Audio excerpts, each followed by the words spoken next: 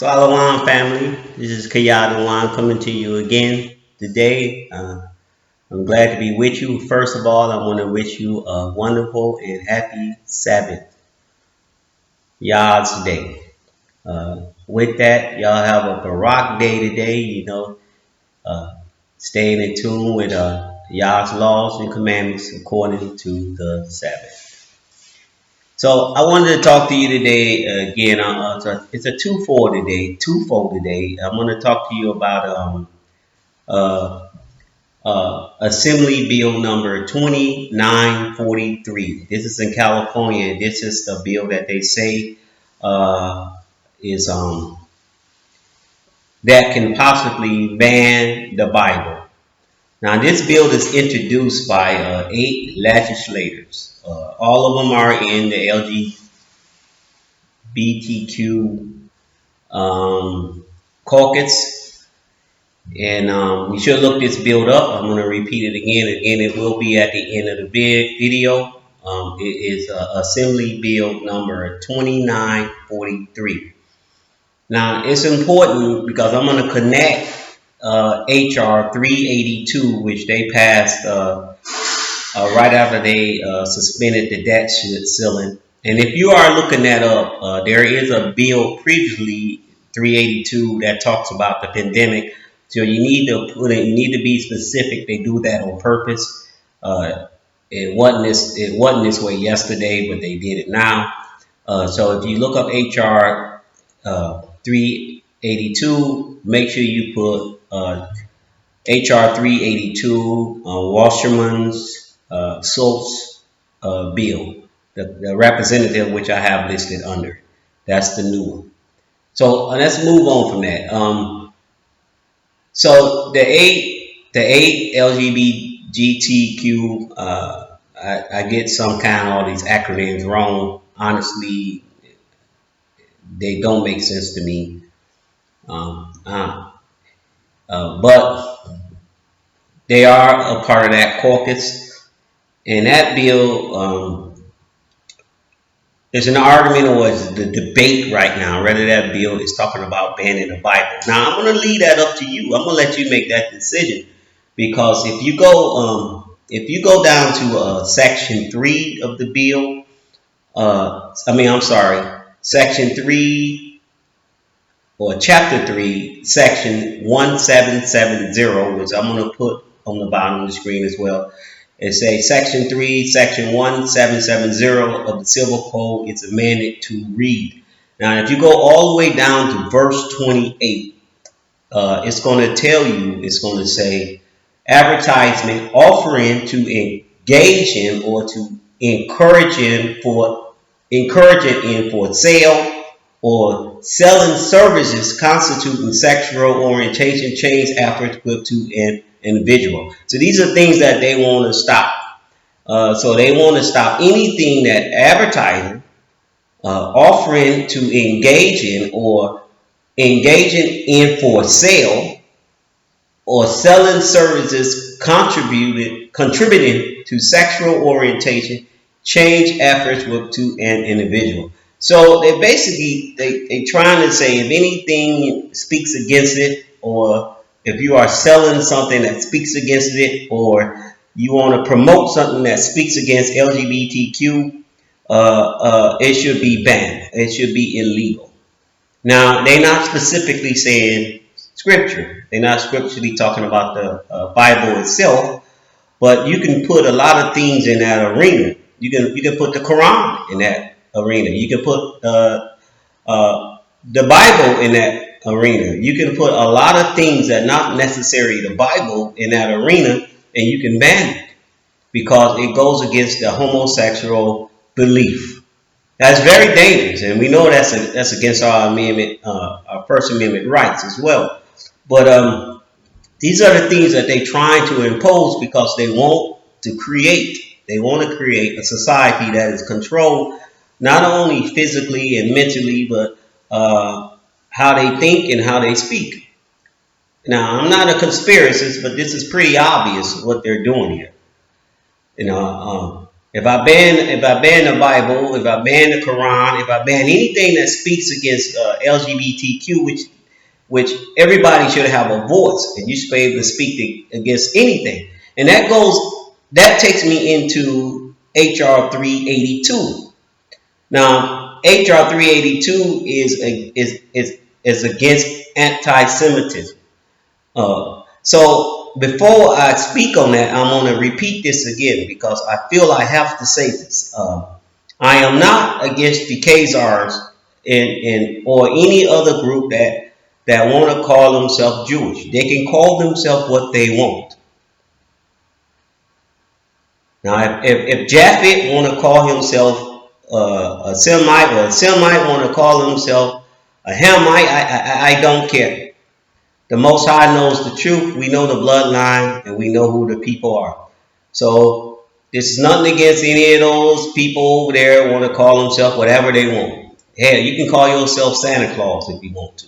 Have fun with it. But my point is this: HR 382, in reference to Bill 2943, are both bills that they trying to promote to take away your First Amendment right. And that's just a fact. You read it. Now, and I'm going to repeat this again, and I repeated this on the last video in reference to any belief system. Now, don't get me wrong. I believe that I am the true Jew by bloodline.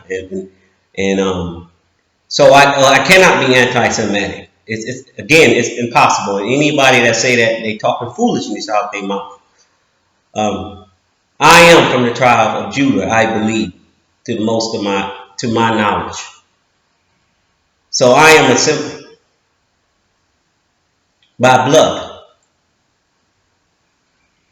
So I can't be anti-Semite. I can't be against myself. And if I am, I'm a fool.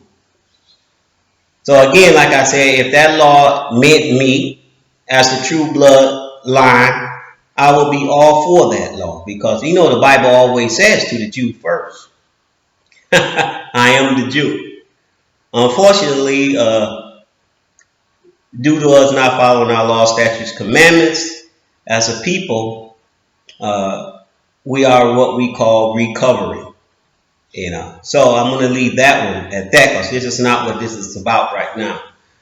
What I want to talk to you, a reason why I wanted to talk to you about these two bills, especially HR 382, I'm going to elaborate just a little more on how that affects you as an Israelite in a community, a true bloodline Israelite. Because we understand that the word anti-Semitic can mean a lot of things.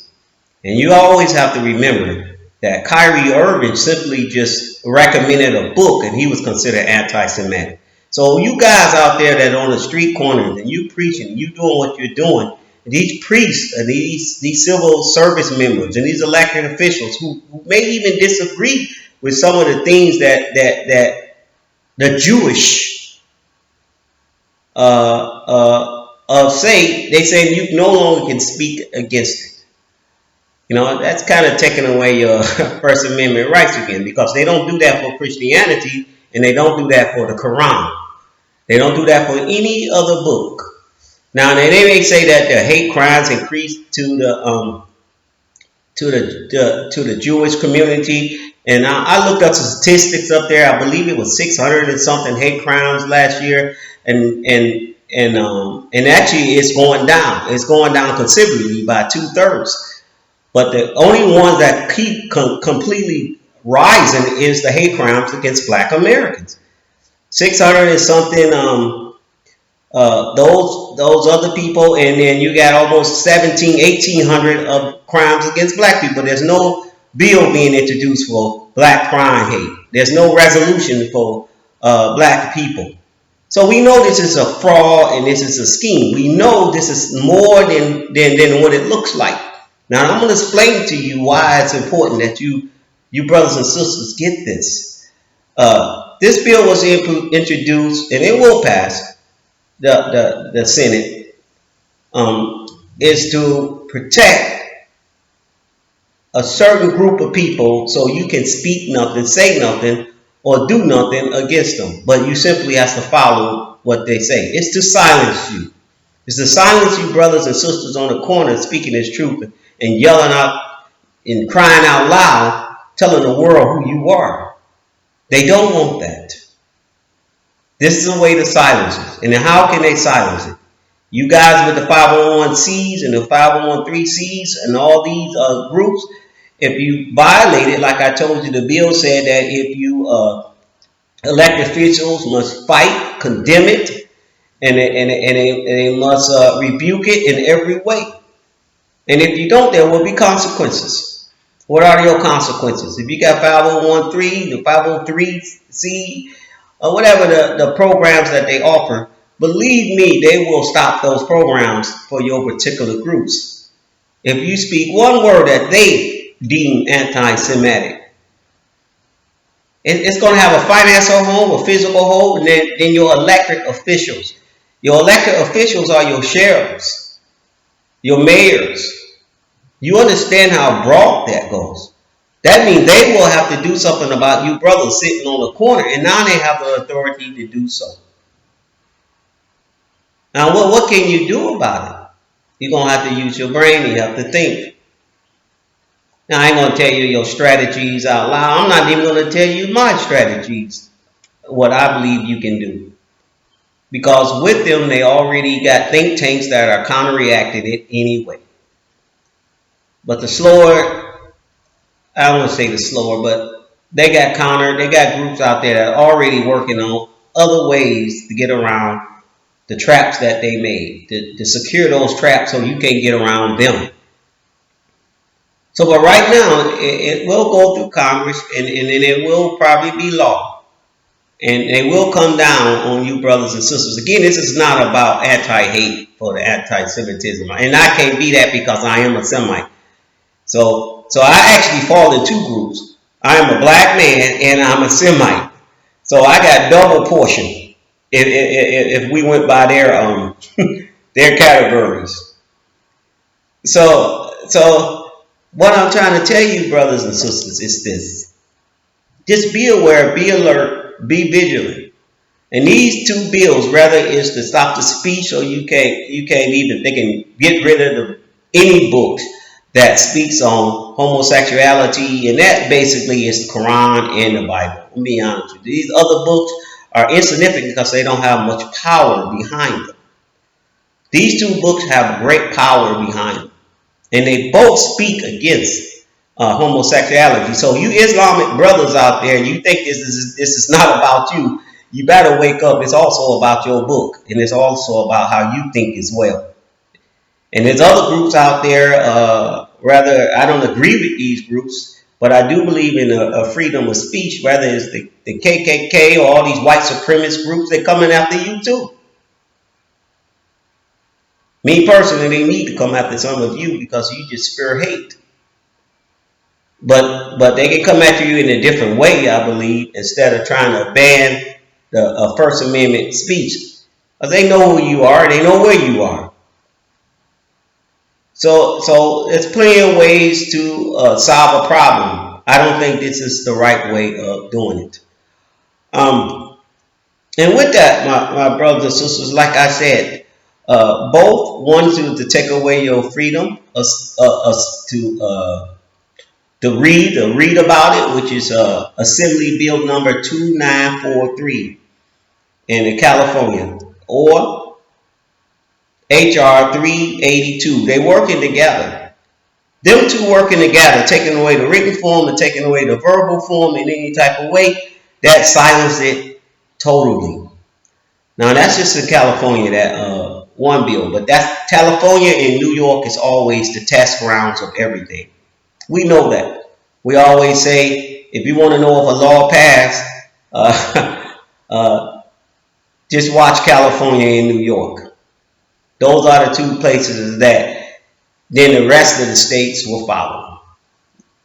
Just a common rule when it comes to laws.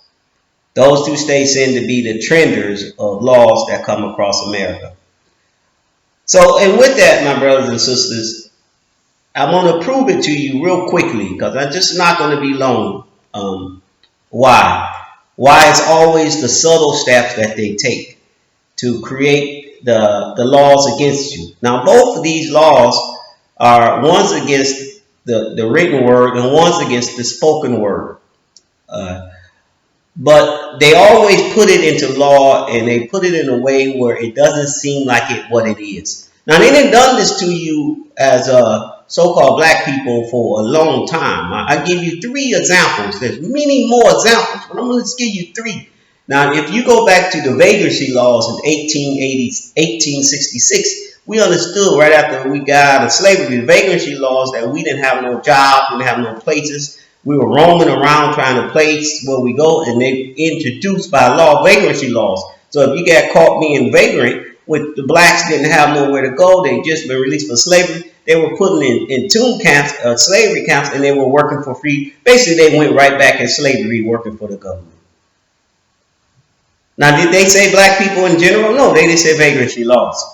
But they only applied it to the blacks that were vagrant. Now, we know that's how it works. You know, they always create laws, but we know who they're for. I'm going to give you another. You think I'm joking? The 3 strikes law. You know, this law was enacted with Chapter 12, in 1994. Proposition 184. And that was the 3 strike laws, because they needed the 3 strike laws. Then they can give you 25 years mandatory after 3 strikes. That's 25 years that they can put you in prison. So you get 3 felonies. It could be marijuana, and then the 3rd one they can put you in jail for 20. That was targeting black people as well. We know that's what that was about, because that's why the prisons are so filled up with us right now. They use these particular laws, the 3 strike laws, and then you go down and then you do the crack versus cocaine law, with we call the Biden law. And that was an anti-act in 1986. And that was a mandatory minimum system for 5 grams of crack. Now, that didn't apply to powder cocaine. That was crack. Now, we know at the time that the majority of the people that was using crack were blacks. Again, they target you without you know they targeting you. This bill, HR 382, is doing the exact same thing, but we have to wake up. One of the things I say to our people, we got to see past what they do to see what they're doing. Yes, this law is to attack you brothers and sisters out there. It is. Now, you have to mentally prepare for it, and you have to do what you need to do to get ready for it, because it's coming. It's coming. You ain't stopping it. We don't have the power to stop it. Now, I gave you 3 examples. I'm going to repeat it. The vagrancy laws, the 3 strikes laws, and then the crack versus cocaine back in 1986 law that was targeting black people. And now, HR 382. It don't say you, but it's talking about you. So I'm just letting you know that we just got to wake up to what we see. And with that, family, the only reason I do this is because I love you. I really appreciate my brothers and sisters out there pounding the pavement and teaching and doing and teaching this truth. But we all know this was coming. We all knew. I mean, honestly, if I was them, I would try to silence you. That's just art of war. If I can silence my enemy, if I can cut my enemy off, I can destroy my enemy. If I can keep my enemy in ignorance, I can destroy my enemy. That's been us since slavery. That's why the main reason we weren't able to read at first. We weren't allowed to read. They wanted to keep us ignorant. Now we're not ignorant no more. At least, let's act like it. Let's be aware. Let's be vigilant. Let's make plans. Let's unify. These are the things we really need to do. And I'm going to do another video on that, in reference to unifying. and it's gonna be a good video, I think. But thank you, brothers and sisters. Salawam, I love you, and I hope you have a wonderful, wonderful, wonderful Sabbath.